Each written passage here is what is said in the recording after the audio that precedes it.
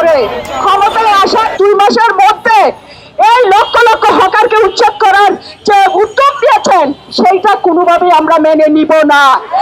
আমরা বলতে চাই আর এক শ্রেণীর ভদ্রলোক আছে, তাদের বিষয়ে আমি একটা কথা বলতে চাই। পত্রিকায় দেখেছি, আবার আমি ফেসবুকে যে লিখেছি হকারদের পক্ষে, সেখানে এসে আমার বিরুদ্ধে ক্ষোভ দেখাচ্ছে, তাদের নাকি হাঁটতে অসুবিধা হয়।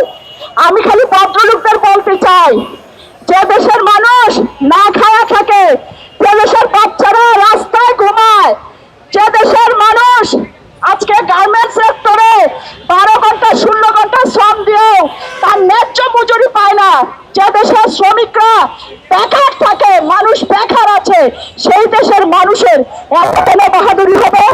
আমরা স্পষ্ট করে বলে দিতে চাই, তিলোত্তমা ঢাকা নয়, মানুষের বাসযোগ্য ঢাকা চাই, মানুষের জীবন জীবিকার জন্য ঢাকা চাই।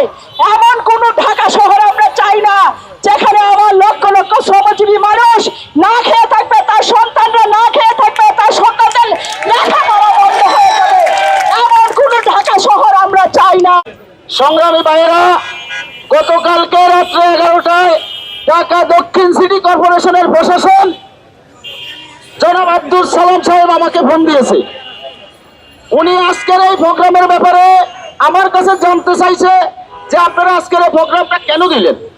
ওনাকে আমি খালি একটা কথাই বললাম, ভাই আমার যে হকারদেরকে ধরে যে 5 থেকে 6,000 7,000 টাকা যে জরিমানা করে, আপনার নলেজে কি এটা নাই? উনি কয় ভাই আমি তো এটা বলতে পারব না। আমি তো আমার থেকে এখন চাই না। এরপরে উনি আমাকে বলে যে আমি আজকে সারাদিন টিভিতে দেখেন নাই যে আমি আপনাদেরকে কাট করে দেওয়ার জন্য আমি মোটামুটি পুলিশকে বইলা দিছি।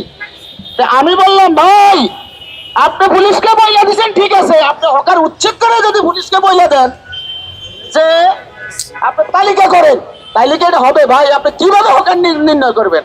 তাহলে তো আপনি দ্বিতীয় শহীদ খোকনের খাতায় আপনার নাম লেখাইলেন কেন?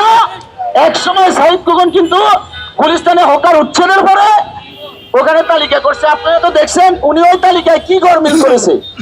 তো ওনাকে আমি এই কথা বলার পরে উনি বলছে পুলিশের কাছে আগের তালিকা আছে। আমি বলছি ওই তালিকা আমরা মানব না।